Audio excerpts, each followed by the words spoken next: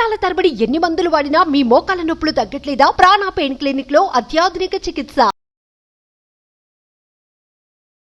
Welcome to Suman TV. నేను మీ Suman TV Nag. Kolkata ఇన్సిడెంట్కి సంబంధించినటువంటి వాటిలో కనుక చూస్తే ఒక కొత్త అప్డేట్ బయటికి రావడం జరిగింది. అది కూడా కీలక అప్డేట్. ఎవరైతే నిందితుడు ఉన్నాడో అదంతా నేను చెయ్యలేదు,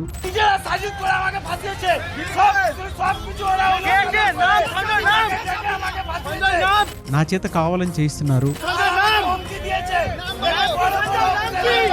అని గట్టిగా అరవటం. అంటే పోలీసులు ఎప్పుడైతే తీసుకుని వెళ్తున్నారో గట్టిగా అరవటం. ఒక వీడియో క్లిప్ కూడా బయటికి రావడం జరిగింది.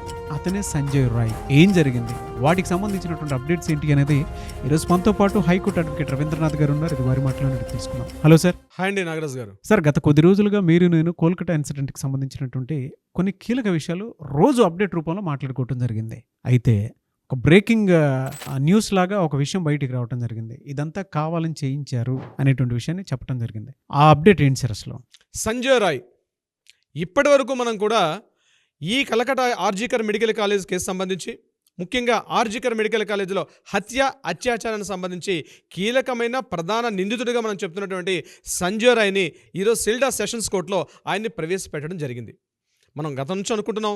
నవంబర్ 8న కూడా ఒక ట్రయల్ నడిచింది. నవంబర్ 11th నుంచి కూడా ప్రతిరోజు ఈ యొక్క కోర్టు ట్రయల్స్ జరుగుతాయని మనం చెప్పడం జరిగింది. ఇదే రోజు సెల్డా సెషన్స్ కోర్టులో ఉంటుంది, at the same time Kolkata హైకోర్టులో ఉంటుంది, అట్ ద సేమ్ టైం సుప్రీంకోర్టులో కూడా ట్రయల్స్ జరుగుతున్నాయి. అయితే సెల్డా సెషన్స్ కోర్టుకు మాత్రమే ఇక్కడ సంజయ్ రాయ్ మాత్రం అటెండ్ అవుతున్నాడు. ఈ కేసులో ప్రధాన నిందితుడిగా ఎవరైతే మనం చెప్తున్నాడు సంజయ్ రాయ్, ఈ యొక్క సెల్డా సెషన్స్ కోర్టులో ఇతను ఇక్కడ అభియోగం ఎదుర్కొన్న వ్యక్తి, ఇతను ట్రయల్స్ ఎదుర్కొంటున్నాడు. అయితే మనకి ఇక్కడ కీలకమైన విషయం ఏంటంటే సెషన్స్ కోర్టులో ఇన్ హౌస్ కెమెరా అంటారంటే ఇటువంటి ఈ రేప్ అండ్ మర్డర్ కేసు సంబంధించినటువంటి అత్యాచారం సంబంధించి టోటల్గా ఓపెన్ ఫోరంలో ఇటువంటి కేసు యొక్క ట్రయల్స్ అనేది జరగవు. ఇట్స్ కోర్టు యొక్క ప్రొసీడింగ్స్ దాని సిస్టమ్స్ ప్రకారం. అయితే లాస్ట్ టైం మనం చెప్పాం ఇన్ హౌస్ కెమెరా ఎలా చేస్తారో కూడా మనం చెప్పడం జరిగింది. అయితే ఈ యొక్క ఇన్ హౌస్ కెమెరాలో ప్రధానంగా ఉన్నటువంటి జడ్జి గారు, అట్ ద సేమ్ టైం ఈ కేసుకు సంబంధించినటువంటి అడ్వకేట్స్, అలాగే ఈ నిందితుడు, ఈ కేసుకు సంబంధించిన ఎవరైతే సిబిఐ డిపార్ట్మెంట్ వాళ్ళు ఉన్నారో వాళ్ళు సమర్పించిన సాక్షి ఆధారాలు ఇవి మాత్రమే, దానికి సంబంధించిన ఒక లిమిటెడ్ బోర్డు మెంబర్స్ మాత్రమే అక్కడ ప్రెజెన్స్ ఉంటుంది. అయితే ఈరోజు ఈ కోర్టులో ఈ ఇన్ హౌస్ కెమెరాలో ఏదైతే జరిగిందో టోటల్గా అంతా కూడా వీడియో షూట్ చేస్తారు. ఎట్ ద సేమ్ టైం ఈరోజు ఎవరైతే చనిపోయినటువంటి విక్టిమ్ మనం చెప్తున్నామో ఆ అభికి సంబంధించినటువంటి పేరెంట్స్ కూడా ఈరోజు ఈ కోర్టులో వాళ్ళు కూడా పార్టిసిపేట్ చేయడం జరిగింది. This is actual today scenario. ఇది జరుగుతున్న సిచ్యువేషన్లో కవితా సర్కార్ గారు ఇప్పటికే 2 సార్లు ఈమెకి జ్యుడిషియల్ కస్టడీలో తీసుకున్నప్పుడు కొన్ని విషయాలు మనకు వెలుగులోకి వచ్చాయి. అందులో ఏం చెప్పారంటే, ఎవరైతే క్లయింట్ ఉన్నారో ఇతను సంజయ్ రాయ్ పూర్తిగా నిర్దోషి, ఇతను ఫ్రేమ్ చేయబడ్డాడు ఈ కేసుకు సంబంధించి, అంతే తప్ప ఇతను పూర్తిగా ప్రధాన నిందితుడు కాదు. వీలైతే బెయిల్ ఇప్పించే ప్రయత్నం కోసం అనేక రకాల ప్రయత్నాలు చేశారు కవితా సర్కార్ గారు. ఈరోజు కూడా ఇదే సెషన్స్ కోర్టులో అతనికి బెయిల్ ఇచ్చే ప్రయత్నం చేశారు. కానీ ఛార్జ్షీట్ అయితే ఎప్పుడైతే ఫైల్ చేశారు కాబట్టి ఛార్జ్షీట్ ట్రయల్స్ ఉన్న భాగంలో బెయిల్ ఇచ్చే అవకాశం లేదు. ఈ విషయాన్ని మళ్ళీ జడ్జి గారు ఒక విషయం చెప్పడం జరిగింది. ఆల్రెడీ ట్రయల్స్లో ఉన్నటువంటి విషయం కాబట్టి, ఆల్రెడీ డిస్కషన్ ఉంది కాబట్టి ఈ టైంలో బెయిల్ ఇచ్చే ప్రసక్తి అని చెప్పి ఇమీడియట్గా కవితా సర్కార్ ఫస్ట్ మినిట్లోనే ఈ బెయిల్ పిటిషన్ పెట్టడం జరిగింది. ఇమీడియట్గా జడ్జి గారు దాన్ని త్రోసిపుచ్చారు. ఇది యాక్చువల్గా ఇన్ హౌస్ కెమెరాలో జరిగిన విషయంగా తెలుస్తుంది. అయితే ఇన్ హౌస్ కెమెరా సిచ్యువేషన్ అయిపోయిన తర్వాత కోర్టు నుంచి బయటకు వస్తున్న క్రమంలో అతను మళ్ళీ సంజయ్ రాయ్ని ఆ పోలీస్ వ్యాన్ ఎక్కించుకుంటూ మళ్ళీ దగ్గరలో ఉన్నటువంటి సెంట్రల్ ప్రిజన్కి ఈయనకి తీసుకెళ్తున్న భాగంలో పబ్లిక్ యొక్క అటెన్షన్ పూర్తిగా తన వైపు మలుచుకున్న ప్రయత్నం చేశాడు.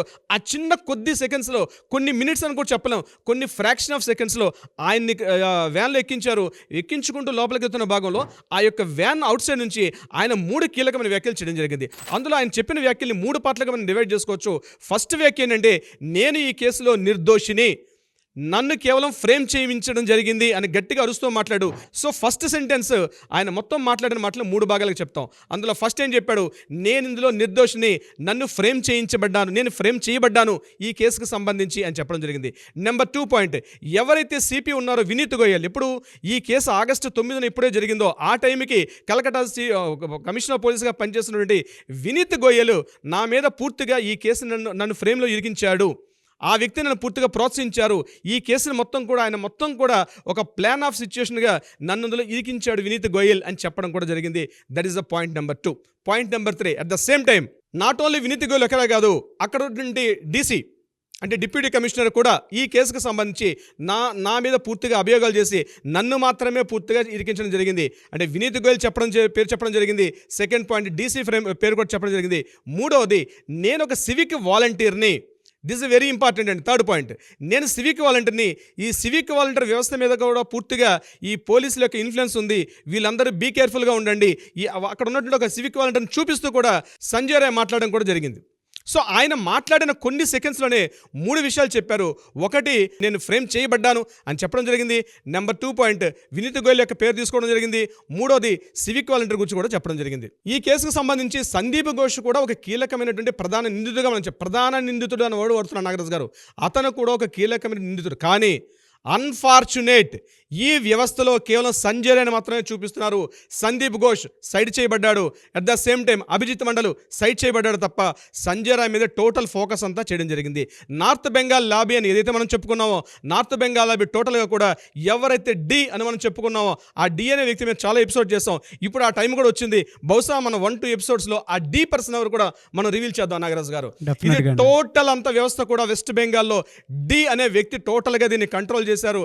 అందుకనే ఈవెన్ ఇంతమంది జూనియర్ డాక్టర్స్ సుమారుగా 60 రోజుల పాటు అక్కడ నిరసనలు, ధర్నాలు, హర్తాలు చేసినప్పుడు కూడా అక్కడ మమతా బెనర్జీ గారు రాజీనామా చేయకపోవడం, అట్ ద సేమ్ టైం కొన్ని ఏవైతే 10 డిమాండ్స్ పెట్టారో ఆ 10 డిమాండ్స్ సంబంధించి కూడా కేవలం ఒక తూతూ మంత్రంగా చేశారు తప్పించి దాని మీద పూర్తిగా చర్యలు తీసుకోవడం దాఖలాలు కూడా మమతా బెనర్జీ గారు పూర్తిగా అందరూ తీసుకోలేదు.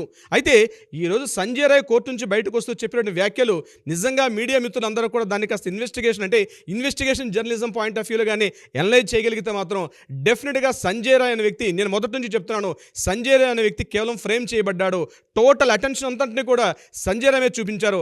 అసలు వ్యవస్థ అంతా కూడా మెయిన్ క్యాండిడేట్స్ అందరూ కూడా ఆల్రెడీ ఇప్పుడే చట్టం నుంచి పక్కకు తప్పుకోబడ్డారు. నేను ఈ విషయం చెప్పడానికి చాలా సాహసం చేస్తున్నాను నాగరాజు గారు, ఎందుకంటే ఇట్స్ నాట్ ఎ జోక్.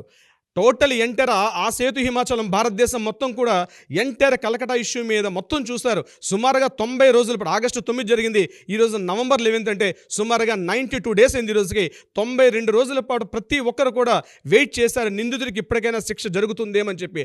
అయినప్పటికీ కూడా సంజయ్ రాయ్ మీద టోటల్గా ఫోకస్ చేయడం జరుగుతుంది. ఇప్పటికైనా సెంట్రల్ గవర్నమెంట్, ముఖ్యంగా మోడీ గారు కావచ్చు, లేకపోతే ద్రౌపది ముర్ము గారు, ఏదో ప్రెసిడెంట్ ఆఫ్ ఇండియాకి ఈ పేరెంట్స్ వెళ్ళి మాట్లాడడం జరిగింది.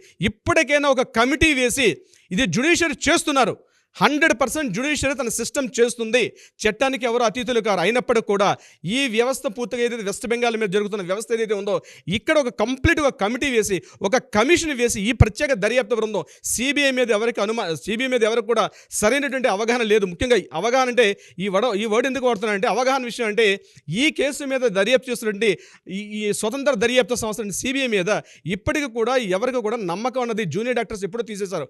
మాకు సిబిఐ మీద మాకు నమ్మకం లేదు అని చెప్తూ సుమారుగా 16 రోజుల పాటు కంటిన్యూగా ధర్నాలు చేశారు. ఈవెన్ దో హంగర్ స్ట్రైక్స్ కూడా చేయడం కూడా జరిగింది. సిబిఐ ఇప్పటికైనా కళ్ళు తెరవాలి. ఎవరైతే ప్రధాన దోషులు ఉన్నారో వాళ్ళని సైడ్ చేసే పనిలో ఉన్నారు. సంజయ్ రాయ్ని మాత్రమే చూపిస్తున్నారు నాగరాజు గారు. This is not right. ఇప్పటికైనా సందీప్ ఘోష్ని వెలుగులో తీసుకొచ్చి ఈ ట్రయల్స్లో భాగంగా సందీప్ ఘోష్ మీద ఇష్యూ జరిగిన తర్వాత ఆఫ్టర్ 20 డేస్ తర్వాత మళ్ళీ ఎఫ్ఐఆర్ చేయడం జరిగింది. కాదు, సందీప్ ఘోష్ని తీసుకొని రావాలి. సంజయ్ రాయ్ని, సందీప్ ఘోష్ని, at the same time Abhijit Mandal, ముగ్గురిని కూడా ఒకేసారి ఇంటరాగేషన్ చేసినప్పుడు కొన్ని విషయాలు వెలుగులోకి వచ్చే అవకాశం ఉంటుంది నాగరాజు గారు. ఎస్, బట్ ఏదేమైనా సరే కీలక అప్డేట్ ఇది. దీనికి సంబంధించినటువంటి వాటిల్లో ఆడియన్స్ కూడా వాళ్ళ ఒపీనియన్ ఏ విధంగా షేర్ చేస్తారు అనేటువంటి విషయాన్ని చూద్దాము. ఏదేమైనా we want justice, we demand justice. Thank you so much Ravindranath garu. Thank you so much Nagaraju గారు.